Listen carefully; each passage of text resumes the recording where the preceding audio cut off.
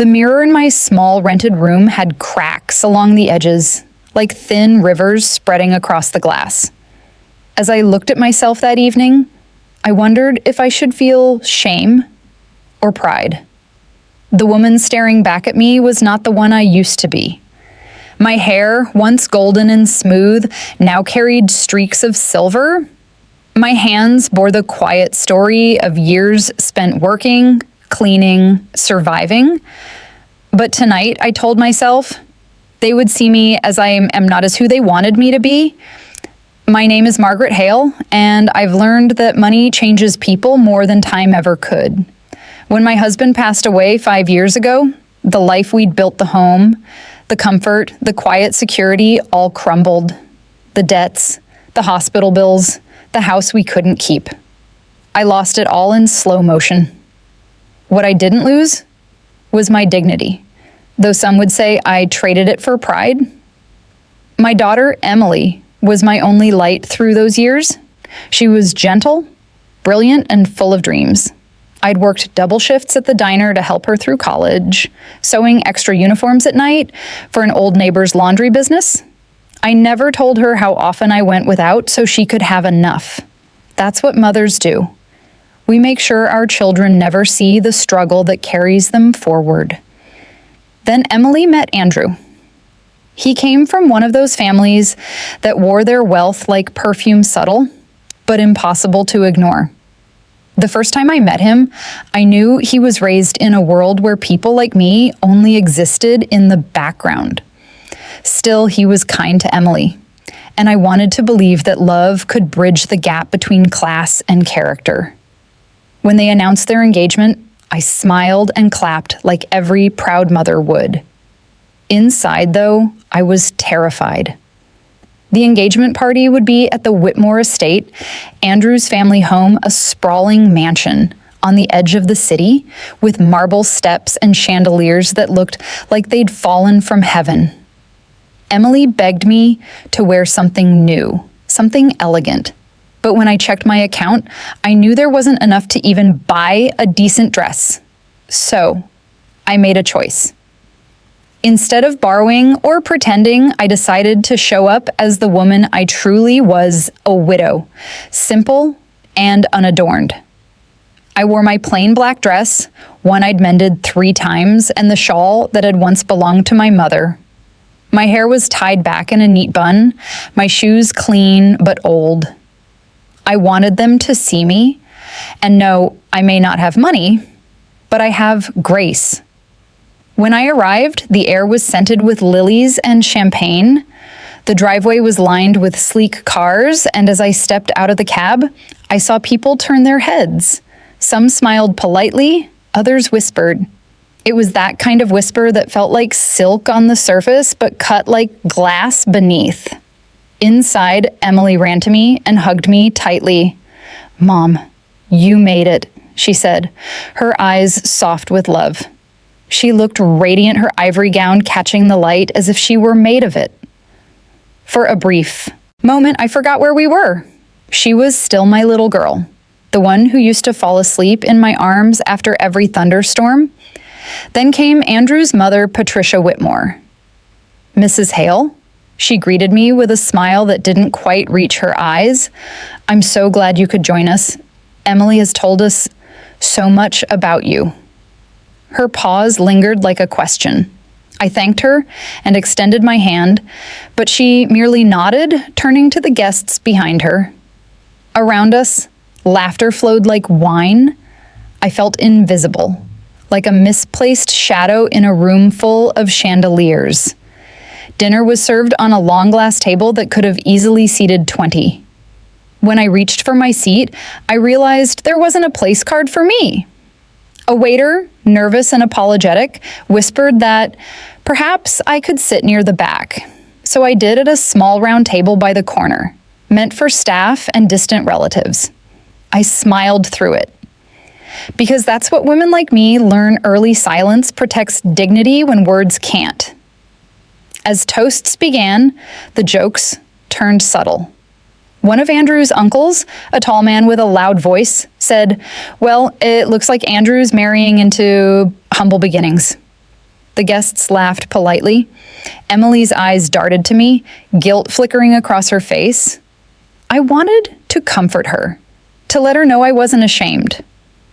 But before I could, Patricia leaned toward another woman and whispered something. They both looked in my direction, chuckled softly, and sipped their wine. And that's when I saw it, the true colors that hide behind manners. When the music started, couples took to the floor. I stayed seated, my fingers tracing the rim of my glass. A young waitress passed by and quietly slipped me a small plate of food. "Ma'am," she said, "they forgot to send one to your table." Her kindness nearly broke me. I thanked her with a smile that trembled at the edges. And then, out of nowhere, I heard Patricia's voice again, loud enough for everyone nearby to hear. "Oh, Emily's mother? I thought she was one of the help. How quaint." The words hung in the air like smoke. Emily froze mid-step. Andrew tried to hush his mother, but it was too late. The laughter that followed wasn't cruel, just worse, it was polite, effortless, the kind that told me I didn't belong. I stood up slowly, my chair scraping the floor. Every eye turned toward me, expecting tears, an apology, maybe even an exit. But I did none of those things. I simply looked at Patricia and said softly, "You know, Mrs. Whitmore, where I come from, we measure worth by kindness, not chandeliers." The silence that followed was heavier than any insult. Emily's eyes filled with tears, and in that moment, she truly saw them for who they were. For a long second, no one moved. The room, once alive with chatter and laughter, had gone completely still. Even the music, soft and elegant a moment ago, felt like it had been muted by the weight of my words. I didn't plan on saying anything that night.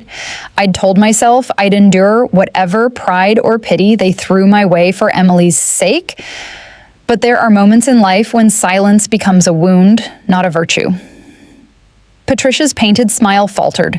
Her lips twitched, then tightened as she lifted her glass and tried to regain control of the moment. "Oh, it was just a joke, Mrs. Hale," she said with a thin laugh. "You mustn't take things so seriously." The way she said Mrs. Hale as though it was a title undeserved was meant to shrink me. But I'd been small before, and I'd learned that humility and humiliation are not the same thing. Before I could respond, Andrew stepped forward.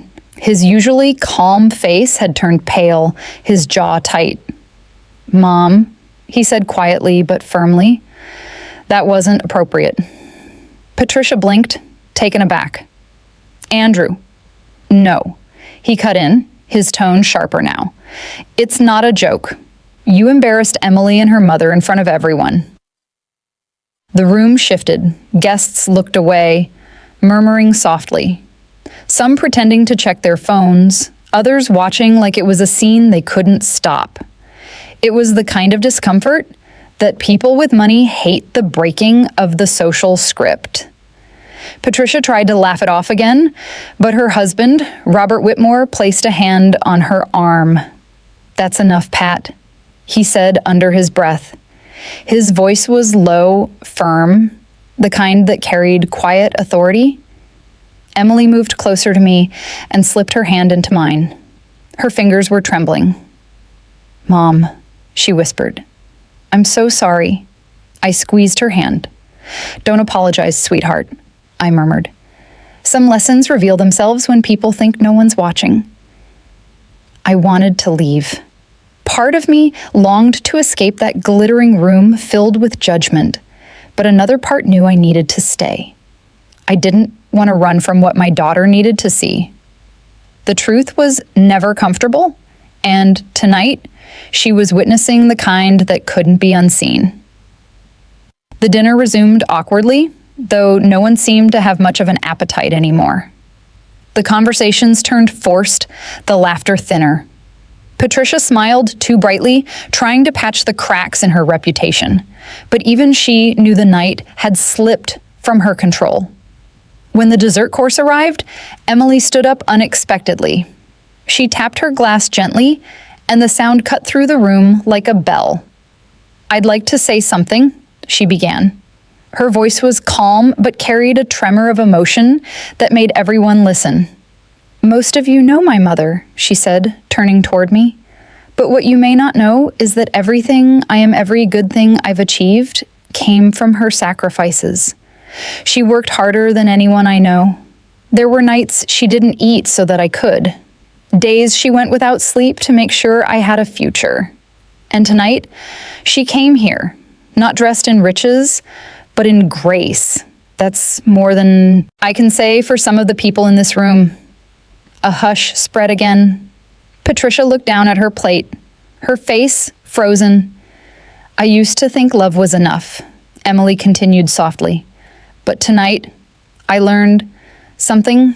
Love without respect is hollow, and no amount of wealth can buy character." Her words were quiet, but they carried weight. When she sat down, my chest felt both heavy and light pride and pain entwined. I wanted to protect her, but I also knew this was her moment of awakening, the kind every young woman faces when the illusions around her finally fall away. Andrew reached for Emily's hand across the table. "Your mother's right," he said quietly, "and so are you."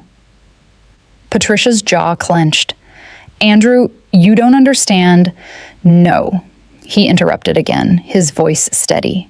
"I understand perfectly. You care about appearances, about what people think. But if you can't respect the woman who raised the woman I love, then maybe we need to reconsider what kind of family we want to build." The gasp that rippled through the guests was almost theatrical. Patricia's eyes filled with disbelief, not just at her son's defiance, but at the way the night had turned against her. For once, I didn't feel small. I didn't feel out of place. I simply sat there, quiet, grounded, and certain that dignity doesn't come from how others treat you. It comes from how you respond when they don't. A few of the older guests approached me before the evening ended. One woman, Mrs. Thompson, an old friend of the Whitmores, leaned in and whispered, "You handled yourself beautifully, dear. Some people have everything and learn nothing." I smiled gently. "Sometimes the richest lessons come from loss," I replied. By the time the guests began to leave, Patricia had retreated into herself, her expression stiff, her laughter gone. Emily stayed close to me, refusing to let go of my hand. Andrew walked us to the car, his face thoughtful, almost troubled. "Mrs. Hale," he said softly, "I'm so sorry for what happened. I never realized—" "You don't have to apologize, Andrew," I said kindly. "But I hope you remember this moment. The way your mother's words felt, not just to me, but to Emily. How people treat others when they think they're beneath them, that's who they really are." He nodded slowly. "I won't forget." As the car drove away, the lights of the Whitmore estate faded behind us. Emily rested her head against the window, her reflection soft in the glass. "Mom," she whispered, "I don't think I can marry into that family." I looked at her, my heart both breaking and healing in the same breath. "You don't have to decide tonight," I said gently. "Just promise me one thing, that you'll never measure your worth by anyone else's comfort." She smiled faintly, tears glistening in her eyes. "I won't, Mom, I promise." Outside, the city lights shimmered like distant stars. Inside, the silence between us was full, not empty, full of unspoken gratitude, strength, and the quiet bond of two women who had finally seen the truth together.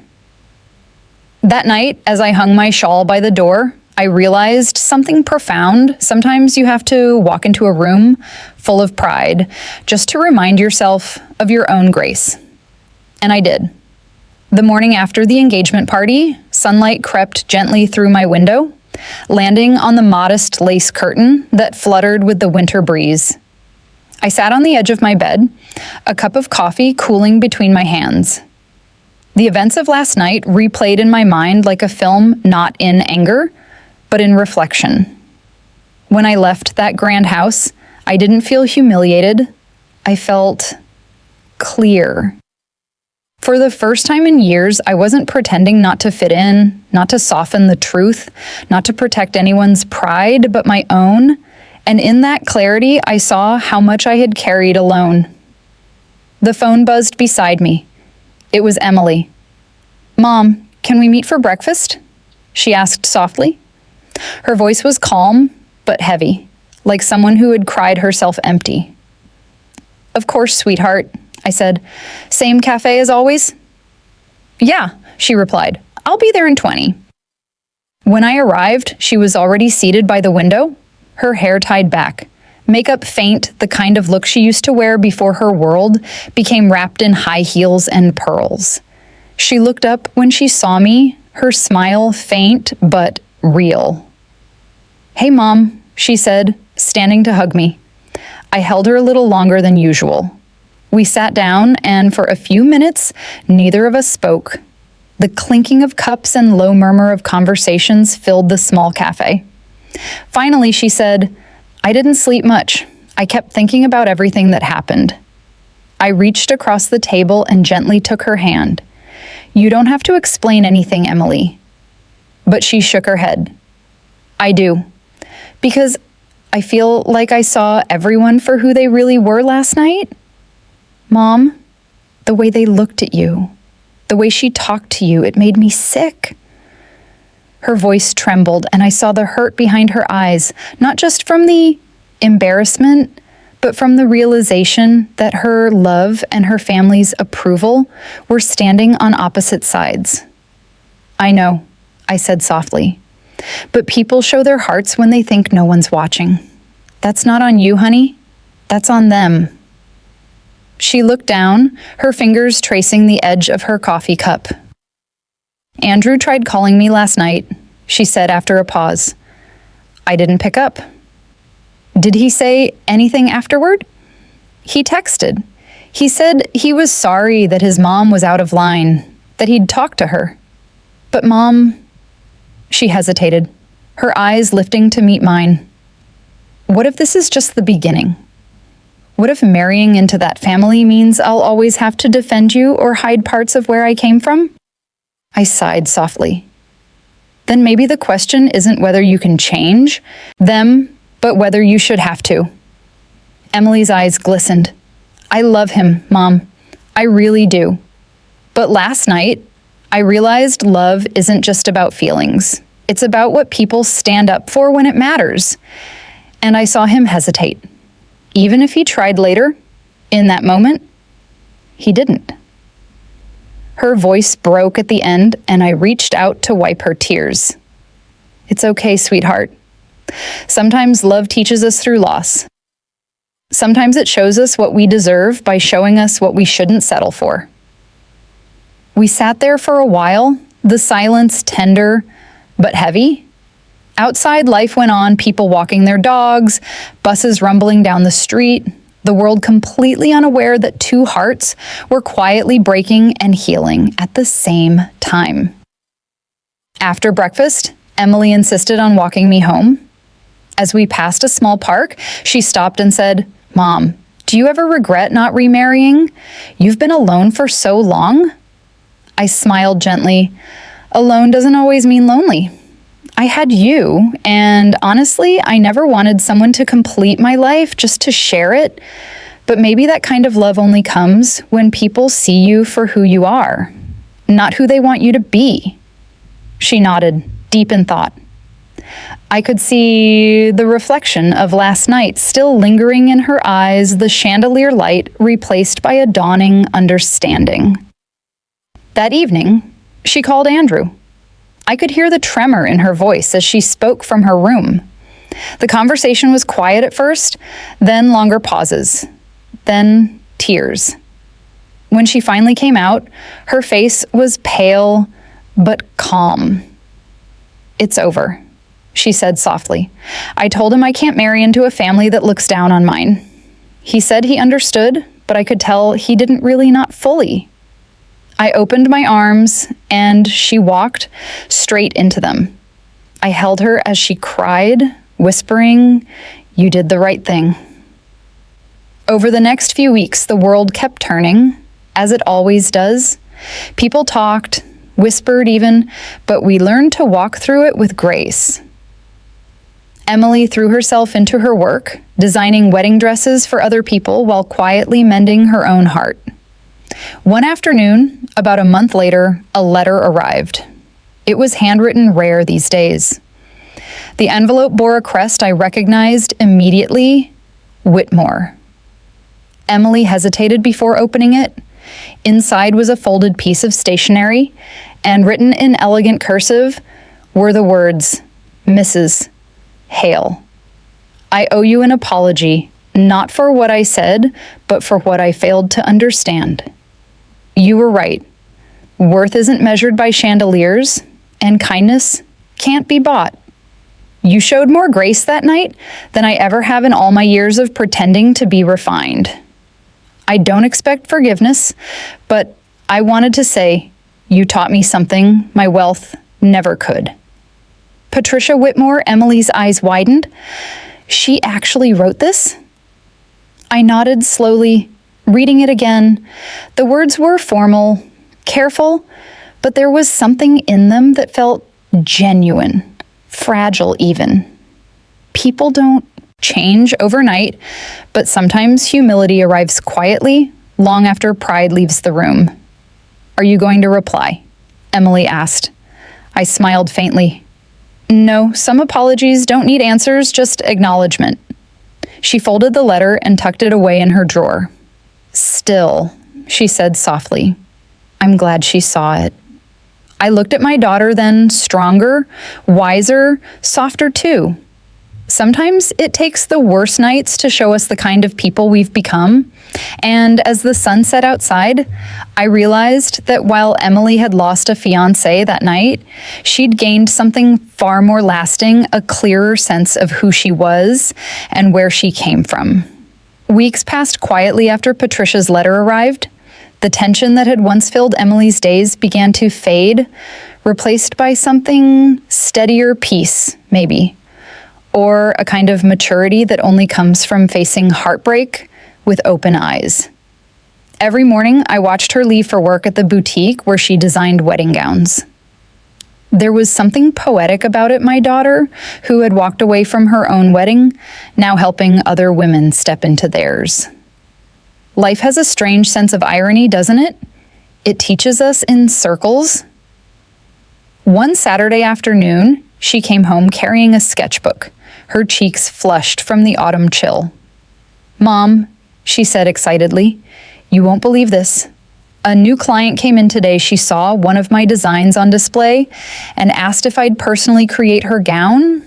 She said she'd been looking for something authentic, something that felt real." I smiled, setting down my teacup. "See? People recognize sincerity when they see it. That's what makes your work special. It has heart." She sat beside me on the couch, her eyes shining. "You know, I used to think success meant being seen wearing the right clothes, knowing the right people. But after everything, I just want to create something beautiful and honest. That," I said softly, "is what lasts." For a while, things were good, peaceful even. The scars of that engagement night began to close. Until one afternoon, I received an unexpected call. "Mrs. Hale?" a polite voice said on the other end. "This is Robert Whitmore. I was hoping to speak with you if you have a moment." I hesitated. Of all people, his was the last voice I expected to hear. "Yes, of course. What can I do for you, Mr. Whitmore?"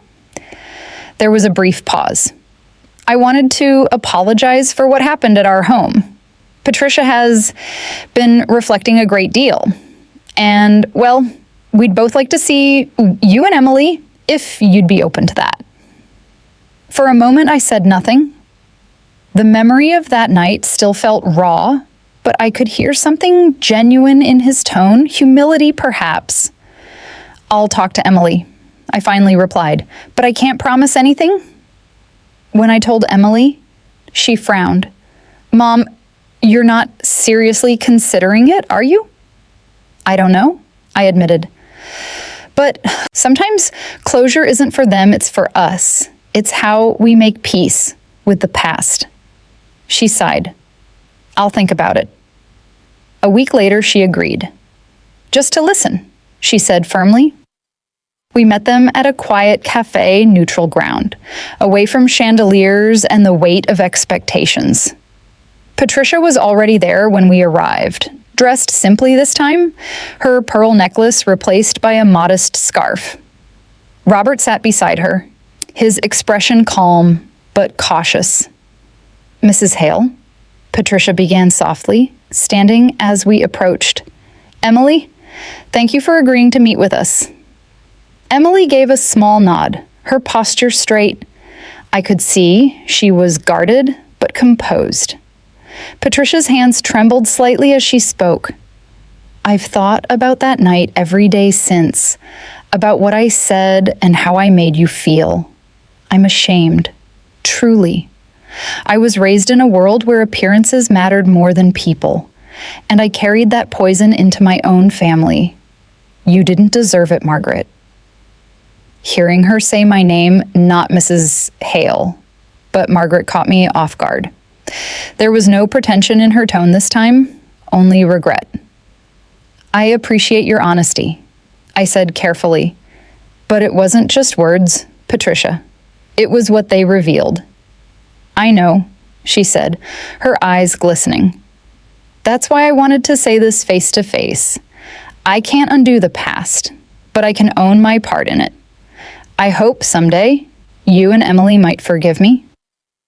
Emily stayed quiet for a long time before finally saying, "Forgiveness isn't easy, but I can see you're trying, and that matters." Patricia's relief was visible. She nodded slowly. "Thank you. That means more than you know." Robert leaned forward. "Andrew's been struggling with everything that happened. He wanted to come, but we thought it best if this conversation was just between us first." At the mention of his name, Emily's eyes softened, not with longing, but with compassion. "I hope he's doing all right," she said quietly. "He is," Robert replied.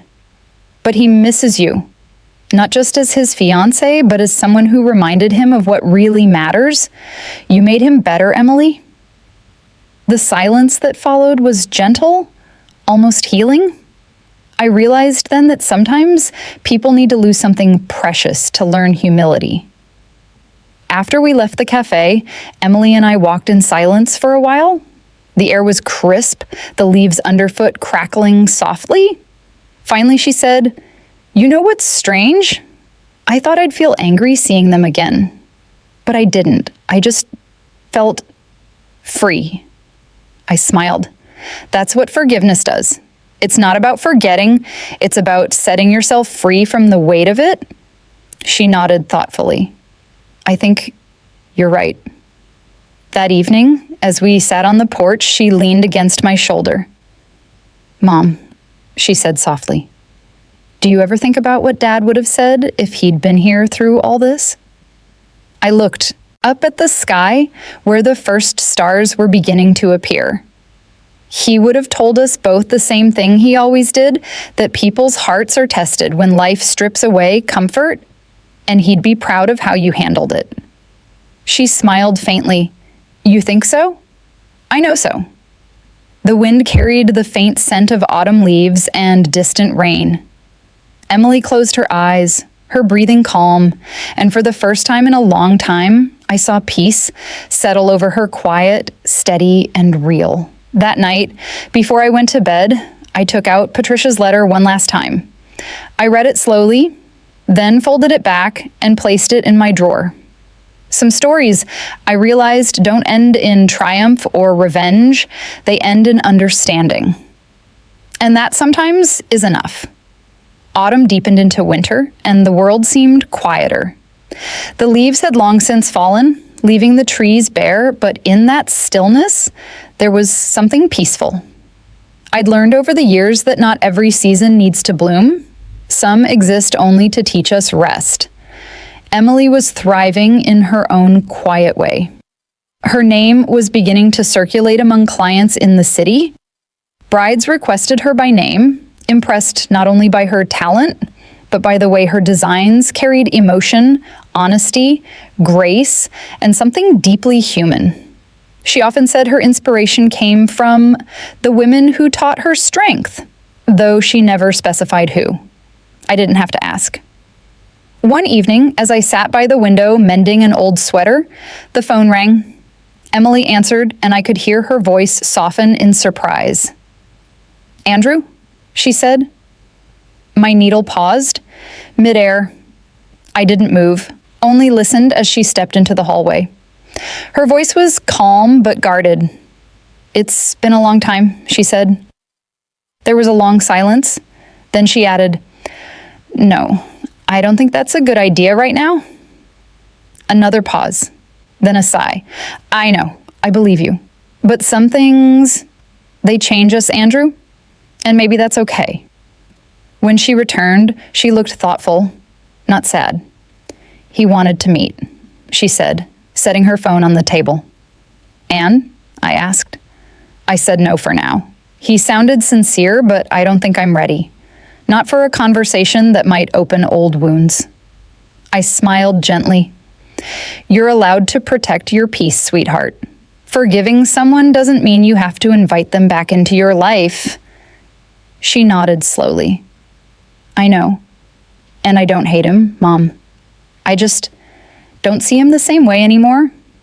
I think I loved the idea of what we could have been more than who we actually were." I reached over and tucked a strand of hair behind her ear. That realization comes with wisdom.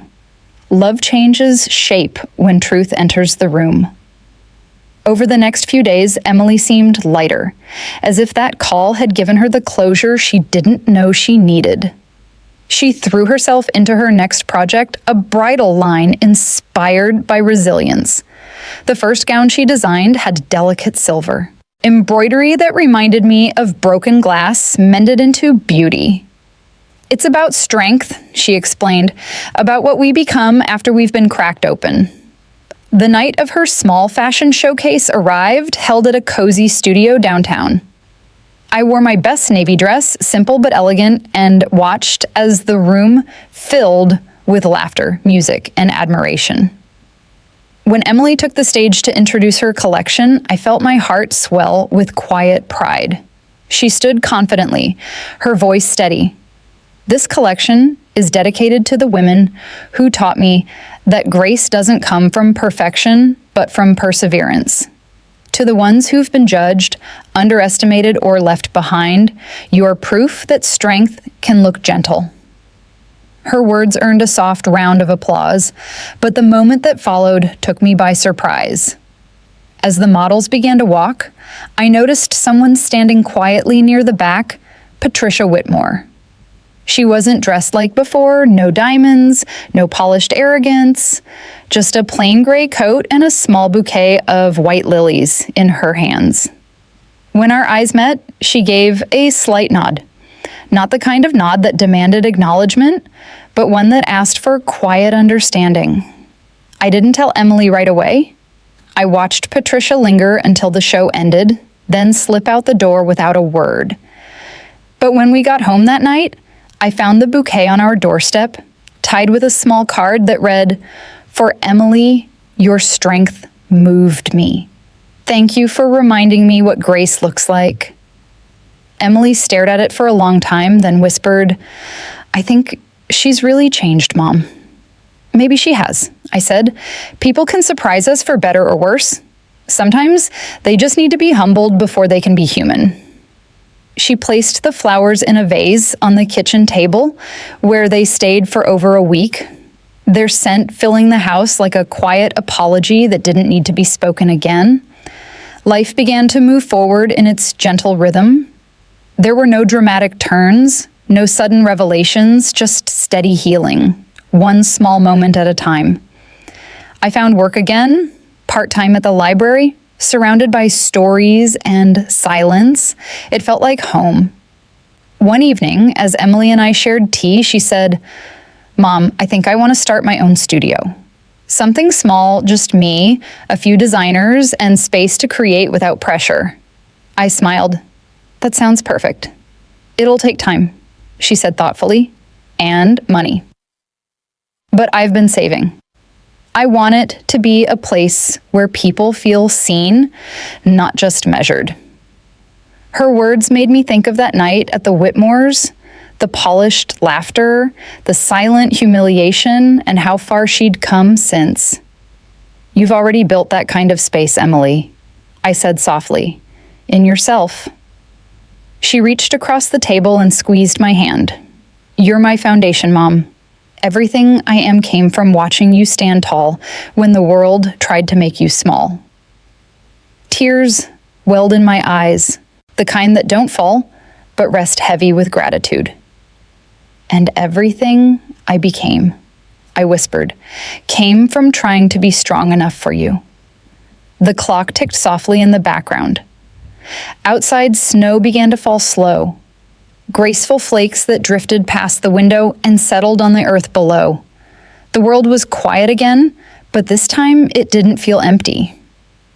That night, as I watched the snow from my window, I thought back to that cracked mirror in my little rented room, the one that had reflected a woman unsure of her place in the world. I realized now that the cracks hadn't ruined it, they'd simply reframed the reflection. Because grace, I've learned, isn't about never breaking.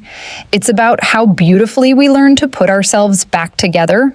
And as for Emily, she was no longer the girl trying to fit into someone else's world. She was building her own. Winter passed quietly, as winters often do, with soft gray mornings and long reflective evenings.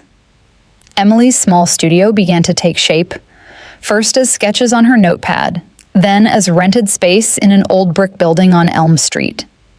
It wasn't fancy creaky floors, mismatched furniture, paint peeling in corners, but she saw potential in it. The day she got the keys, she handed them to me with a grin. "Want to open the door with me, Mom?" I laughed. "You're sure you want me to be the first customer of your empire?" "Always," she said. When the door creaked open, sunlight flooded the room, catching on dust motes that shimmered in the air like tiny stars. Emily twirled in the middle of the empty space. "It's perfect," she whispered. "I can feel it." Watching her, I thought of the nights I'd worked double shifts so she could chase her dreams, how I'd fallen asleep over bills and fabric scraps, always wondering if she'd one day have a life untouched by the kind of struggle I'd known. Now, standing in that little studio, I realized she already had. Over the following weeks, the space transformed. Emily painted the walls soft cream, hung lace curtains, and filled the corners with thrifted furniture she refinished herself. She named it Clara & Co., after my middle name, Clara Margaret Hale. I tried to protest, but she wouldn't hear of it. "You're part of this, Mom," she said. "Everything I've built started with you." I didn't argue. Sometimes love is best expressed in quiet acceptance. When opening day arrived, I baked muffins, arranged flowers, and watched as people streamed in, young brides, mothers, photographers, even a few local writers who'd heard about the designer with stories stitched into her dresses. Emily greeted everyone with her gentle smile, poised yet humble, just as she'd always been. Then, halfway through the event, I noticed someone standing near the back of the crowd, tall, familiar, hesitant. Andrew. He wasn't the same polished man from the engagement party. His suit was simple, his hair slightly unkempt, and his expression sincere. When Emily saw him, she froze for a moment, then excused herself from a conversation and approached him slowly. I turned away to give them privacy, though every part of me wanted to listen. Through the reflection in the shop window, I could see their faces, cautious, soft, human. They spoke quietly for several minutes. Emily smiled once, then looked down. When she finally turned back toward me, I could see tears glistening in her eyes, though her expression was calm.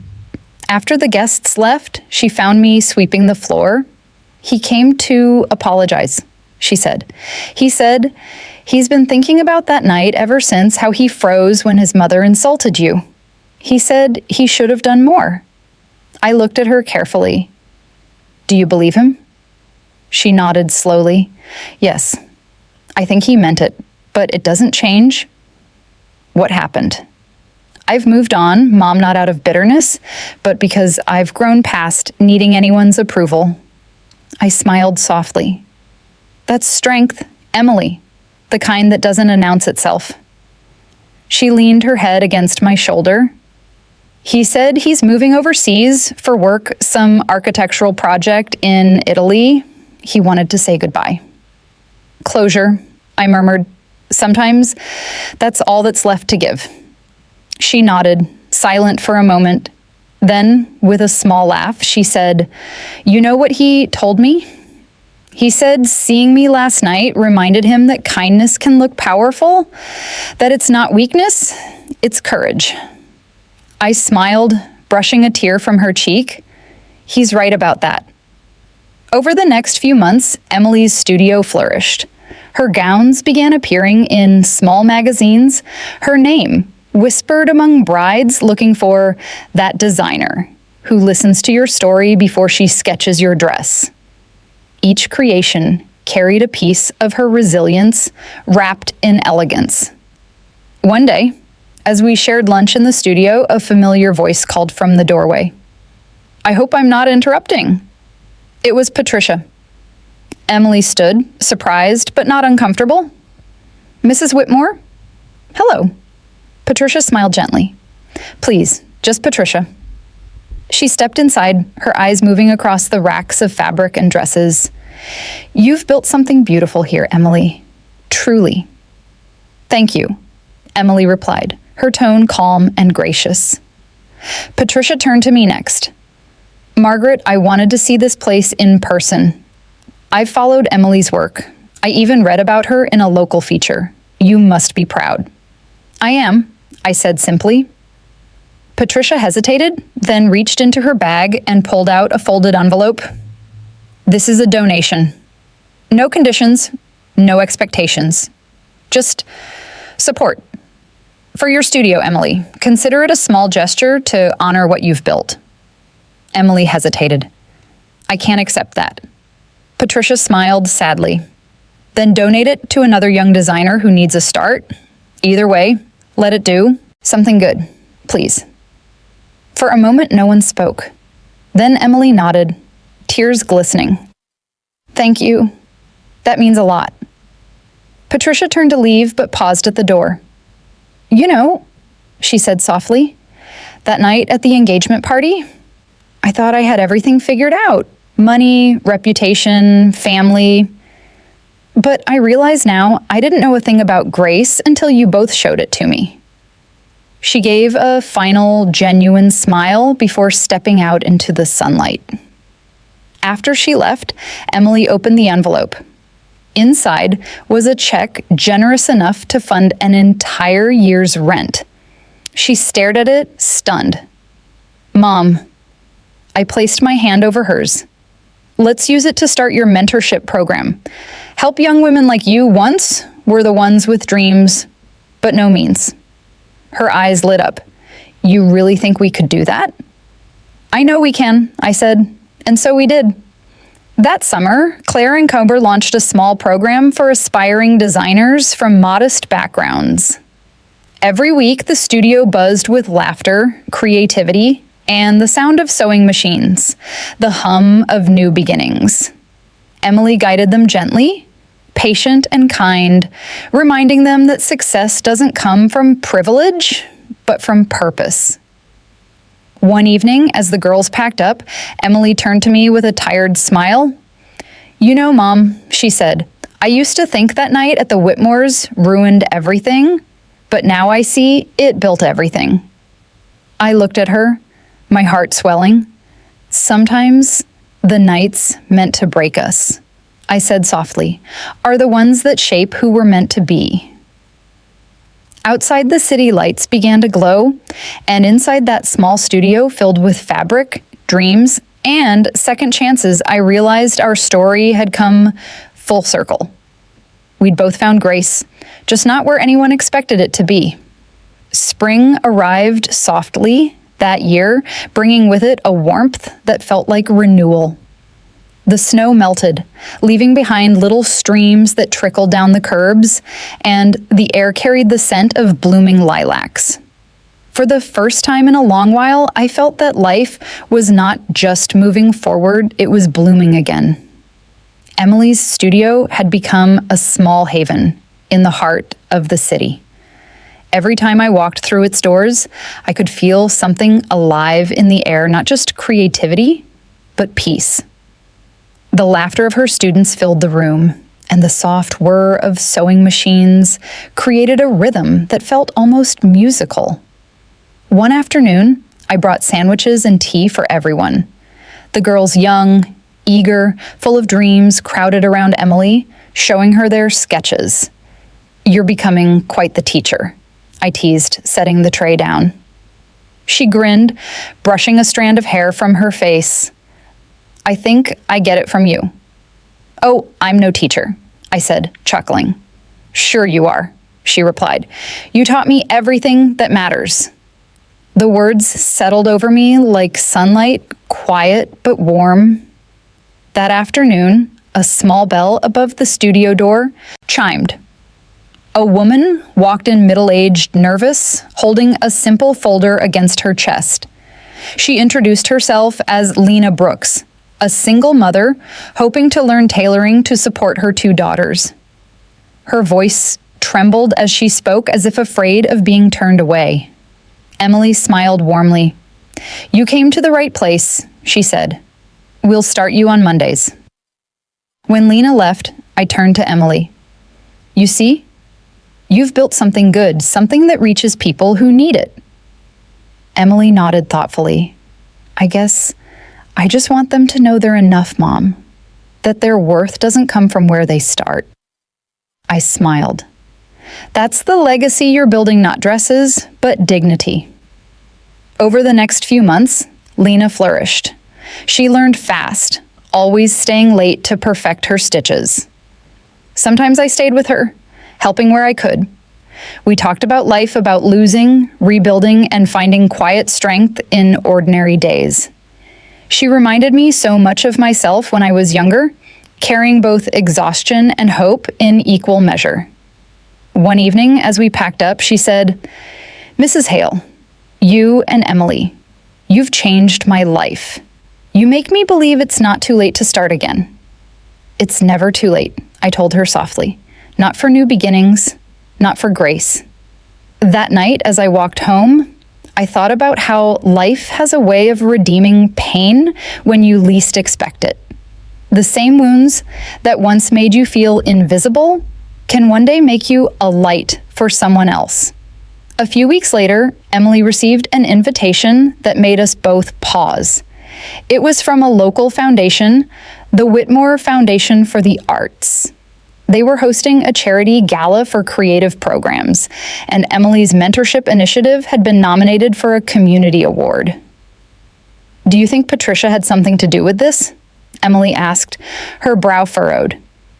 "Maybe," I said, "but that's not what matters. What matters is that you've earned this." She smiled, though a bit nervously. "Do you think we should go?" I reached for her hand. "We've faced worse nights than this, darling. Let's go, not to prove anything, but to stand tall in what we've built." The gala was held in a downtown ballroom, grand, but not ostentatious.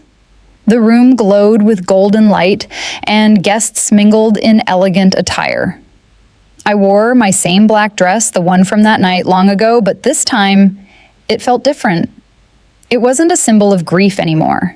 It was strength, history, and quiet triumph. When we entered, I spotted Patricia across the room. She looked genuinely happy to see us. She walked over, smiling, and greeted us warmly. "Emily, Mrs. Hale, I'm so glad you came." Patricia's eyes held none of the old pride, only humility. "I meant what I said before," she told me softly. "Your daughter's work has changed lives, including mine." "Thank you, Patricia," I said sincerely. "We're all still learning, aren't we?" She nodded, emotion flickering in her eyes. "Yes, every day." The event unfolded beautifully. When it was time to announce the award, Emily's name was called. She froze for a moment, eyes wide in disbelief, before walking to the stage. As she accepted the small golden plaque, she spoke with calm, heartfelt grace. "I never thought I'd be standing here," she began. "A few years ago, I believed success was about being accepted, about fitting into places that didn't always welcome me. But life taught me something different. True success isn't about the rooms that open for you, it's about the people you open doors for." The audience was silent, listening. "This award belongs to every woman who's been told she's too little or too late. You are enough. You always were." When she stepped down, the applause was gentle but sincere, the kind that lingers. Patricia approached her afterward, tears glistening in her eyes. "You spoke beautifully," she said. "You've become everything I hoped my own daughter would grow to be: strong, kind, unshakable." Emily smiled softly. "Maybe she still can." Patricia blinked, then nodded slowly, understanding. "Maybe she can," she whispered. That night, as we walked home under the city lights, Emily looped her arm through mine. "You know," she said, her voice quiet but sure. "I think that night at their house was the beginning, not the end."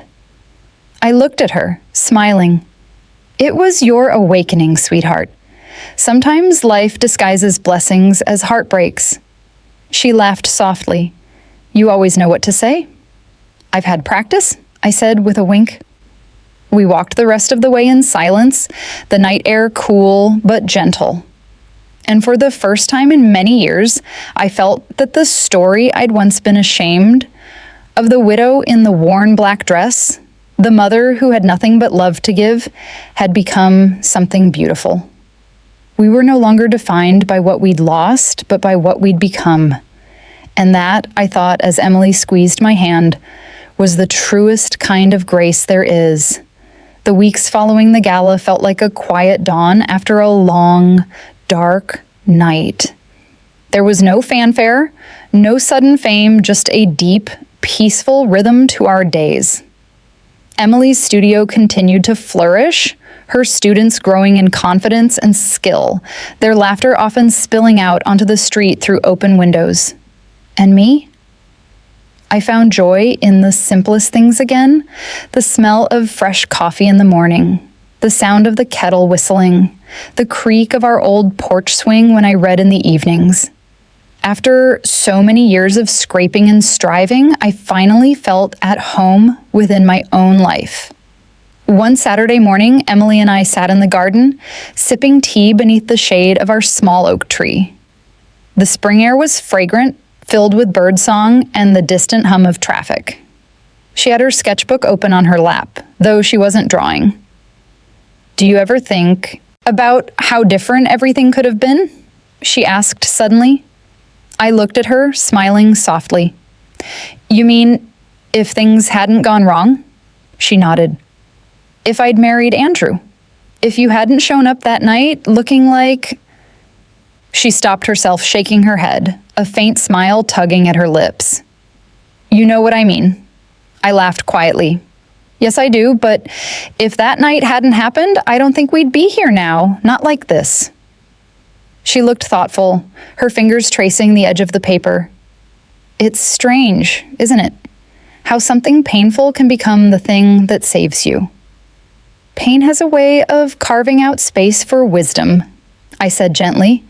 "It hurts, but it also clears away what was never meant to stay." She smiled faintly. You always make it sound so poetic. It's just life, sweetheart. You live long enough, and it starts to sound like poetry, whether you mean it to or not. We both laughed quietly. As we sat there, the gate creaked open. I turned to see Lena Brooks walking up the path, holding a small box wrapped in brown paper. "Sorry to intrude," she said shyly. "I just wanted to bring you something." "Lena, of course, come in," I said warmly. She handed the box to Emily. "It's from all of us, the girls at the studio, just a little thank you for everything." Emily opened it carefully. Inside was a delicate charm bracelet, each charm shaped like something from their work: a spool of thread, a needle, a dress form, a tiny heart. Emily's hand went to her mouth. "Oh my gosh, Lena, this is beautiful." Lena smiled. "You've given all of us a chance. We just wanted to give something back." Emily hugged her, and I felt my heart swell at the sight. These were the kinds of moments I'd prayed for: not grandeur, not recognition, but proof that kindness, once planted, truly does grow. After Lena left, Emily sat quietly for a while, turning the bracelet in her hand. "You know," she said softly, "I used to think our story was about loss, about how much we'd been through. But now I think it's about what came after." Yes, I agreed. It's about rebuilding, about finding grace in places we never thought to look. She looked up at me then, eyes full of something steady and luminous.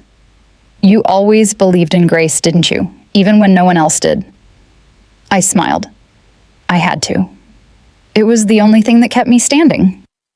That evening, I sat by my window with my journal, a habit I'd picked up again after years of letting life slip by without reflection. I wrote about Emily, about Lena, about Patricia, and the strange, quiet apology that had started it all. And I realized something I hadn't before. Grace doesn't just heal, it ripples. The kindness Emily gave her students came from the resilience she learned watching me survive. The humility Patricia found came from seeing herself through the mirror of our strength. The gratitude Lena felt came from the opportunity Emily created. Each act, each word, each moment of forgiveness, all of it was connected. As the sun dipped below the horizon, casting the world in shades of gold and rose, I closed my journal and whispered a silent prayer of thanks, not for success or fortune, but for the strange, beautiful symmetry of life. A few days later, Emily and I were invited to the local radio station for a small interview about her mentorship program. The host, a kind woman named Carol, asked gentle questions about the journey, the studio, the students, and the inspiration behind it all. When she asked, "Emily, who inspired you the most?" my daughter smiled at me, her eyes soft. "My mother," she said simply. "She taught me that strength doesn't always roar. Sometimes it whispers, sometimes it just stands quietly, refusing to break." Carol smiled. "That's beautiful." Emily continued, her voice calm and sure. "When I was younger, I thought the world measured worth in wealth. But I learned that the most valuable thing anyone can give is compassion. My mother lived that truth every day, even when she had nothing else to give. That's the kind of legacy I want to build." My throat tightened. I hadn't expected to cry on live radio, but a tear escaped anyway. When we left the studio, the air was bright and clear, the streets alive with early summer chatter. Emily slipped her arm through mine as we walked. "You okay, Mom?" she asked with a teasing smile. "I'm fine," I said, dabbing my eyes. "Just proud, the good kind of tears." She laughed. "You've cried the good kind a lot lately." "I know," I said. "It's a nice change from the other kind." We both laughed then, our voices mingling with the hum of the city. For years, our story had been written in struggle, in silence, in quiet endurance. But now it was being rewritten in laughter, in forgiveness, in grace. As we reached home, I looked up at the evening sky, its colors soft and endless. Life had come full circle, not perfect, but whole. And in that moment, I understood something I hadn't before. Sometimes the most powerful transformation doesn't come from what we gain, but from what we choose to rise above. Summer arrived with its warmth and golden light, the kind that lingered late into the evening. The air carried the hum of life children laughing down the street, the scent of cut grass, wind chimes singing faintly through open windows. Everything felt alive, yet settled. Emily's studio was now a fixture in the community. Claire and Coachran had grown from a small dream into something quietly powerful, a space not just for fashion, but for healing. People walked in for lessons and left feeling seen. And sometimes that was all a person needed. One morning, as we were setting up for a new batch of students, a delivery truck stopped outside. The driver stepped out carrying a large white box wrapped in ribbon. "Delivery for Ms. Emily Hale," he said. Emily frowned, signing for it. "I didn't order anything." We opened it together, curious. Inside was a folded letter resting on top of a bundle of fine silk fabric, the kind only high-end designers used. The note was handwritten in neat script.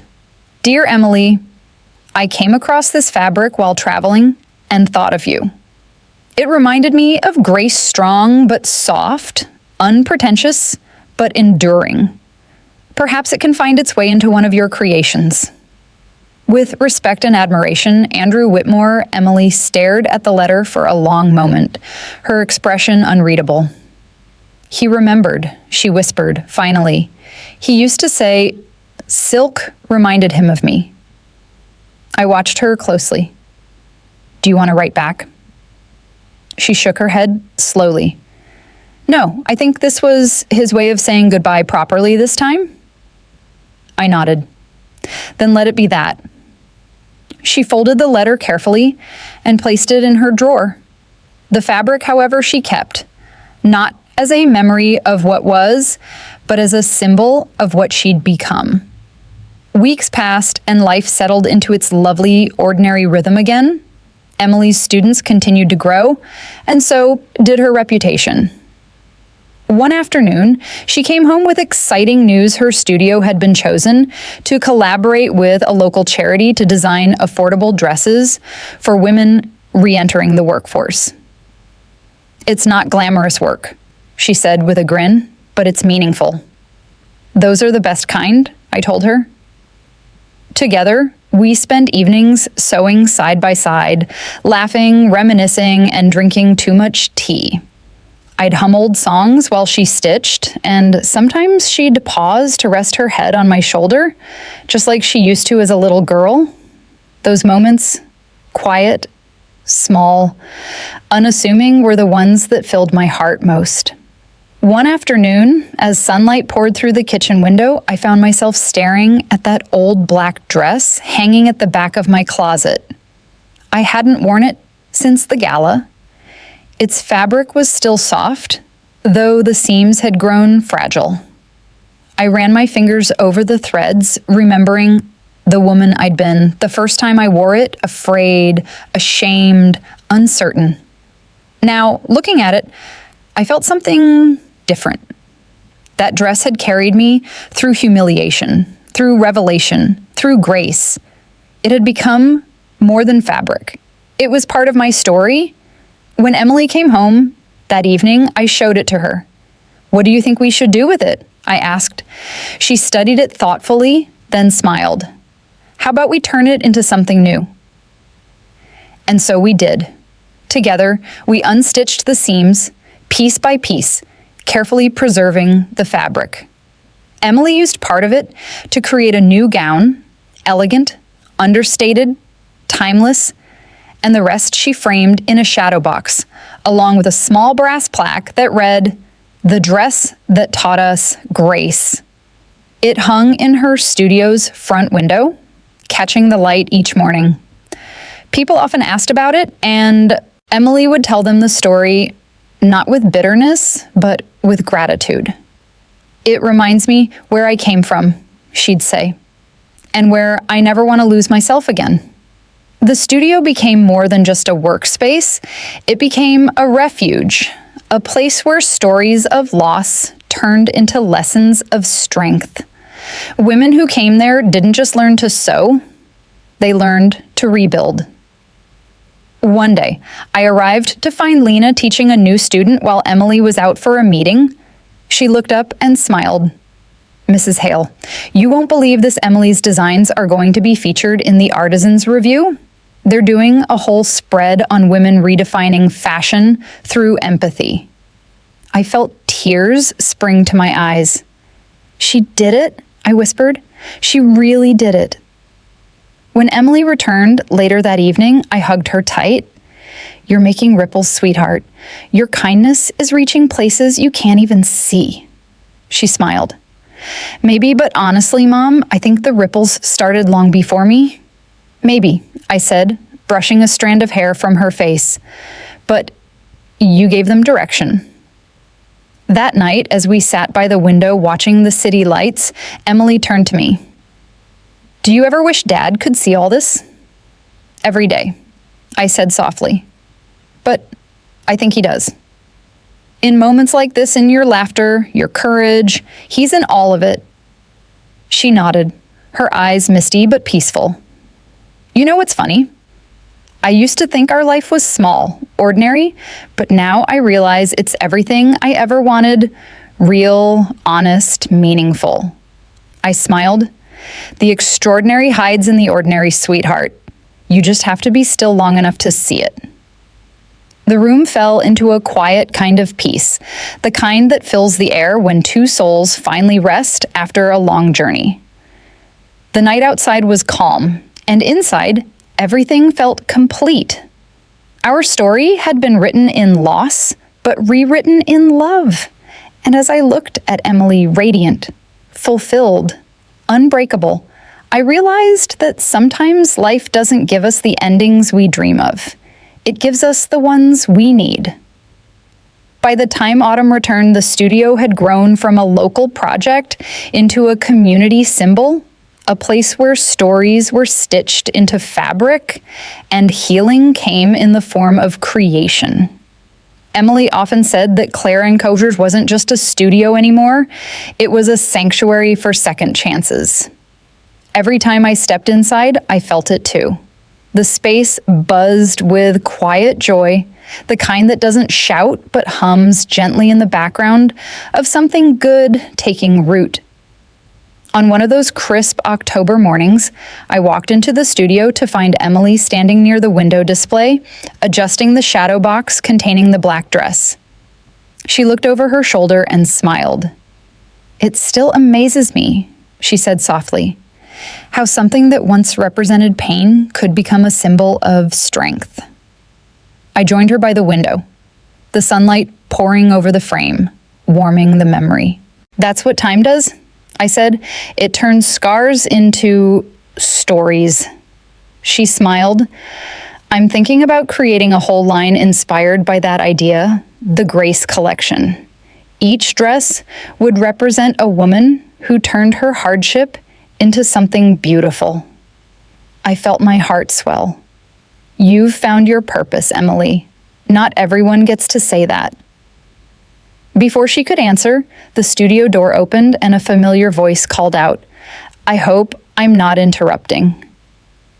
It was Patricia Whitmore, carrying a small bag and a gentle smile. She looked softer somehow, her once rigid posture replaced by something more human. "Patricia," I greeted warmly, "it's good to see you." She handed Emily the bag. "I thought you might like this. It's a piece from my mother's collection old lace from the 1950s. She used to sew by hand before we could afford anything fancy. I think she'd be glad to see it used by someone who values craft over status." Emily carefully unfolded the lace, her eyes lighting up. "It's beautiful. Thank you." Patricia nodded. "I meant to come sooner. I've been volunteering at the community center downtown, teaching art to kids. I think I finally understand what you were both trying to show me, that purpose means more than polish." She looked at me then. "You were right that night, Margaret. Worth isn't measured by chandeliers." I smiled softly. "It rarely is." We shared tea that morning, the three of us women who had once stood on opposite sides of pride and pain, now joined by the quiet thread of understanding. Patricia told us about her husband's retirement, about how they'd downsized to a smaller home. "It feels good," she said with a small laugh, "to live lighter." Before leaving, she hugged Emily something I'd never imagined years ago. "Your kindness changed me," she whispered. "I'll never forget it." When she left, Emily turned to me, her eyes glistening. "Mom, if you'd told me years ago that I'd one day share tea with her, I wouldn't have believed it." "Life surprises us," I said, "especially when we lead with grace." That evening, after closing the studio, Emily suggested we take a walk by the river. The sun was setting, painting the water in shades of amber and gold. The air was cool, the kind that makes you tuck your coat closer, but still feel grateful for the chill. "You know," Emily said, breaking the comfortable silence, "I used to think forgiveness was about letting people off the hook. But it's not. It's about freeing yourself from the weight of what they did." I nodded. "Forgiveness is like sewing, in a way. You can't patch something with anger the stitches won't hold." She smiled faintly. "You and your metaphors. They work, don't they?" I teased. "They do," she said, laughing softly. We stopped at the small bridge overlooking the water. The lights of the city shimmered on the surface like scattered stars. Emily leaned on the railing, thoughtful. "I got an email today," she said after a pause. "From a school in Italy. They want to feature Clara and Coes in an international exhibition about storytelling through design." I blinked. "Italy? That's incredible." "I know," she said almost shyly. "It feels surreal. But there's something else. The event is being co-sponsored by the Whitmore Foundation." I raised an eyebrow. "So Patricia again?" "Maybe," Emily said. "Or Andrew. I'm not sure, but it feels right. Somehow, like the stories come full circle." "Will you go?" I asked. She nodded slowly. "Yes, not for them, but for me. For us to show that the woman they once dismissed built something beautiful out of the ashes of that night." My chest tightened with pride. "Then go, and remember you don't owe anyone explanation or apology. Just your light." She smiled, slipping her hand into mine. "You'll come with me, right?" I chuckled. "Are you kidding? You're not getting rid of me that easily." We both laughed, our voices carried away by the river breeze. A few weeks later, we boarded a flight to Florence, our first trip abroad together. I watched Emily stare out the window as the clouds drifted by below us, her reflection glowing in the glass. She looked at peace, not because life had been perfect, but because she had learned to make beauty out of imperfection. When we landed, the city felt like a dream: cobblestone streets, soft music, and the scent of fresh bread and coffee in the air. The exhibition was held in a historic hall filled with art and light. Emily's collection was displayed near the entrance, each dress labeled with a woman's name and a short story of resilience. People stopped, read, and lingered, some with tears in their eyes. I stood nearby, quietly watching, my heart full. Then I noticed a familiar figure in the crowd: Andrew. He looked older, calmer, but still carried that same sincerity in his expression. When Emily saw him, she didn't flinch or waver. She simply smiled and nodded. No words were needed. Sometimes peace doesn't need closure. It just needs presence. That night, as we walked back through the quiet Florentine streets, Emily turned to me and said, Mom, I think I finally understand what you meant that night. When you said you wanted them to see you as you were, I looked at her. And what do you think I meant? That grace doesn't need wealth, she said softly. It just needs truth. I smiled. Exactly. The bells of the cathedral began to ring in the distance, echoing softly through the narrow streets. The sound was low, comforting, timeless like life whispering a benediction. And for the first time in years, I felt my heart rest completely. Because everything we had lost had led us here to this moment of quiet triumph, to this life built not on wealth or pride, but on love, forgiveness, and the quiet strength of grace. The night of the exhibition in Florence lingered in my memory long after we returned home. It wasn't just the grandeur of the event or the applause Emily received, it was the quiet dignity of it all. The way people responded to her work not as a novelty, but as truth. Her dresses weren't just fashion. They were stories stitched from courage, each one whispering that pain could become poetry. When the plane touched down back home, I could tell something inside Emily had shifted. She wasn't chasing approval anymore, she was walking in purpose. Back at the studio, the girls surprised us with a small welcome home party. Streamers, cake, and a banner that read, "Our Clara, our inspiration." It made me laugh and cry all at once. Lena hugged Emily tightly. We saw the pictures online. You looked amazing. Florence, can you imagine? Emily smiled, humble as ever. It still doesn't feel real. I stood by the window, watching the laughter and the joy, feeling something I hadn't felt in years: completion. The kind that comes when all the loose ends of a long, messy story start to tie themselves quietly. Later that night, after everyone had gone home, Emily and I stayed back to clean up. The studio was quiet again, golden with lamplight. "Mom," she said, sweeping a stray ribbon off the floor, "I think I want to write a book." I raised an eyebrow. "A book?" She nodded. "About the studio, the stories of the women here, and maybe our story too. I think people need to hear that failure and grace can live in the same sentence." I smiled slowly. "You've always had a gift for words and for truth." She laughed softly. "Maybe I get that from you."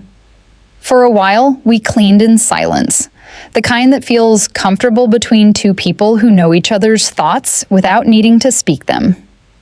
When we finally locked up and walked home, the streetlights painted the sidewalks in soft amber. Emily looped her arm through mine. "You know," she said, "I've been thinking a lot about that night, the engagement party." I glanced at her. "Still." She nodded. Not with anger, though. I just realized if that night hadn't happened, I might never have found out who I truly was. I would have lived someone else's version of happiness. "That's the strange beauty of pain," I said softly. "It breaks you open, but it also frees you." She smiled, thoughtful. "I think that's what I want the book to be about, freedom that comes from acceptance." I stopped walking for a moment, looking at her. "You've grown into someone extraordinary, Emily." She squeezed my arm, because I had someone extraordinary to show me how. Tears filled my eyes again, but this time they didn't sting. They felt like grace itself, the kind that washes away regret and leaves only gratitude behind. A few months later, Clara and Coven celebrated its 3rd anniversary. The studio was filled with students, clients, and friends who had become family. Emily's book, Threads of Grace, was nearly finished, and there was talk of publishing it later that year. As the guests mingled, I stood near the shadow box containing the remnants of my old black dress. It had become a quiet symbol of everything we'd lived through. People often stopped to read the plaque, some even tearing up.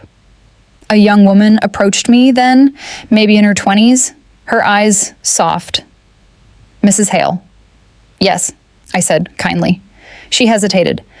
I just wanted to say thank you for starting all this. I joined the studio last year when I was at my lowest. I thought my life was over, but being here, it saved me. I smiled, touched. It wasn't me, dear. It was you. You showed up and you stayed. She shook her head.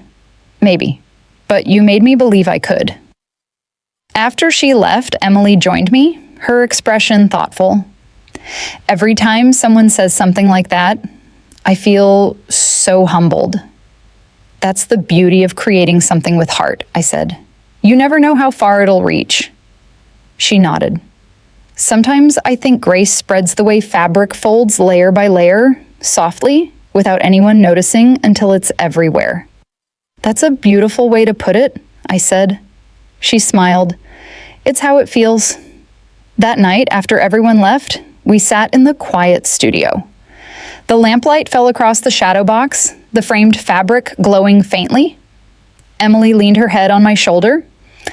Mom, she whispered, thank you for showing me how to stand tall even when everything falls apart. I placed a hand over hers. And thank you for proving that the best way to honor pain is to turn it into purpose. She exhaled softly. Do you ever miss who we used to be? I thought for a moment, then shook my head.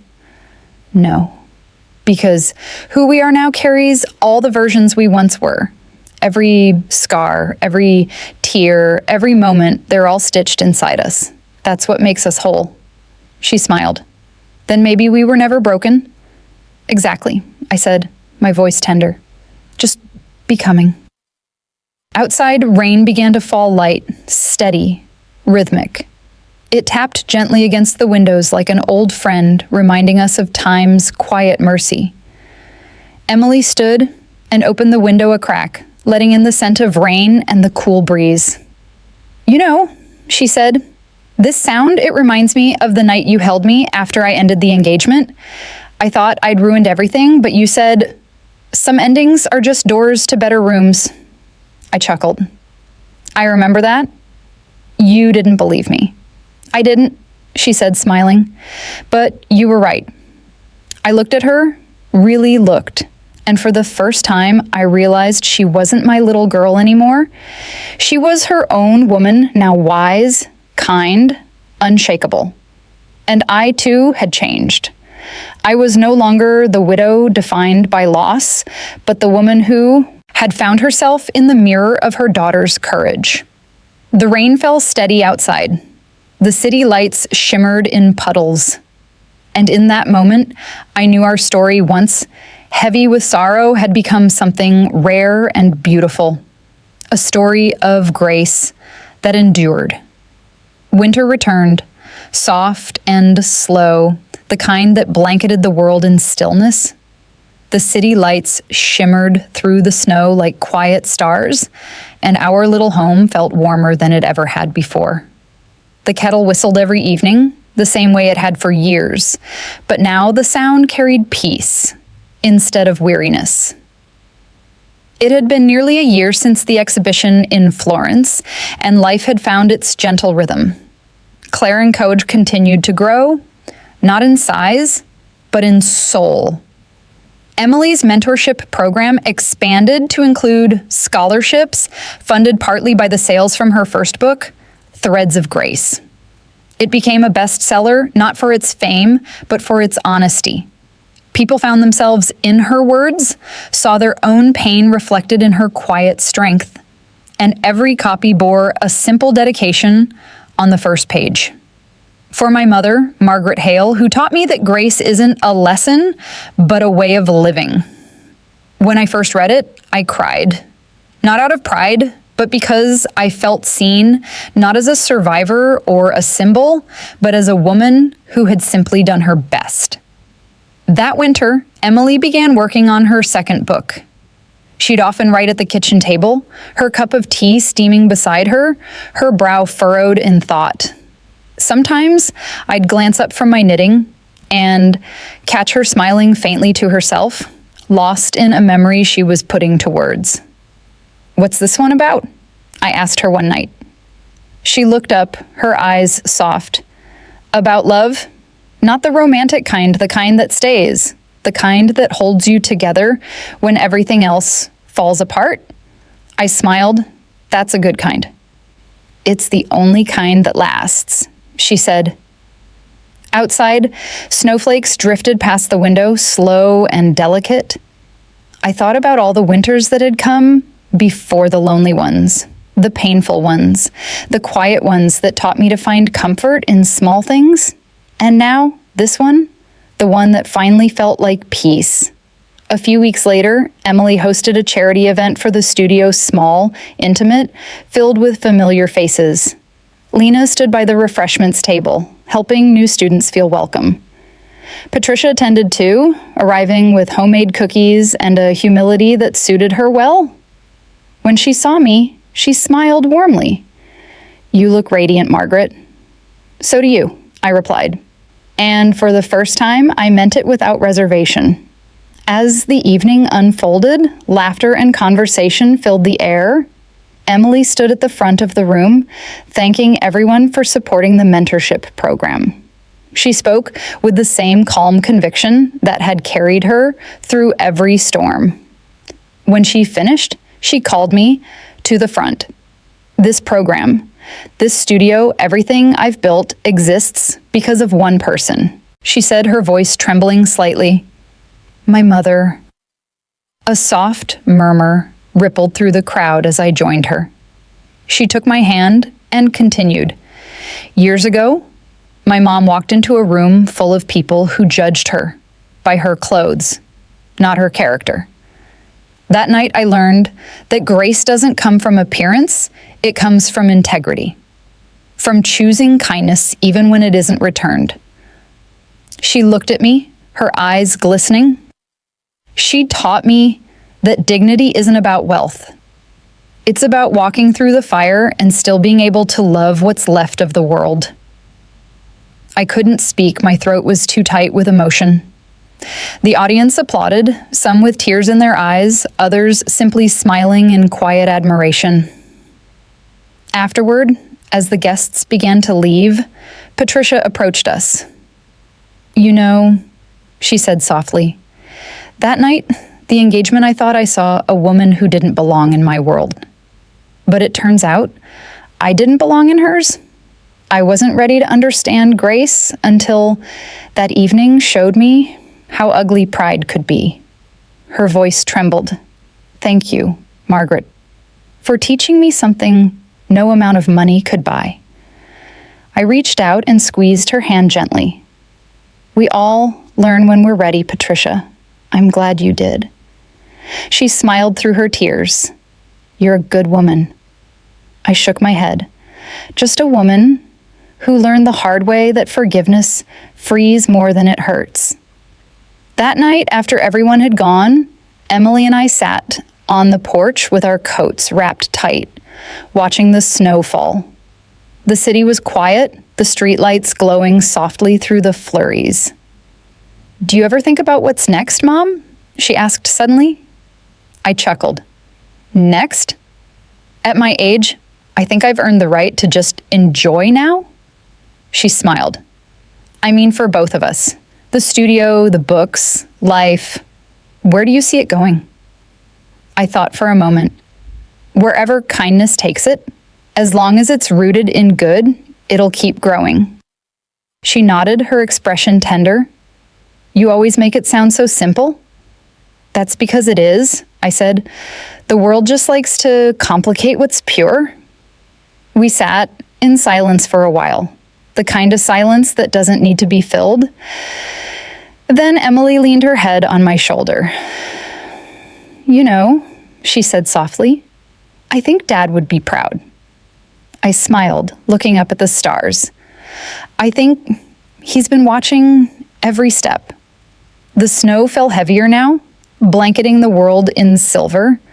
I felt warmth spread through me, not from the coat, but from the life we had built together, the journey that had turned grief into grace. As I looked at Emily, her face illuminated by the soft glow of the porch light, I thought about how far we'd come from the cracked mirror in that tiny room to this quiet, beautiful peace.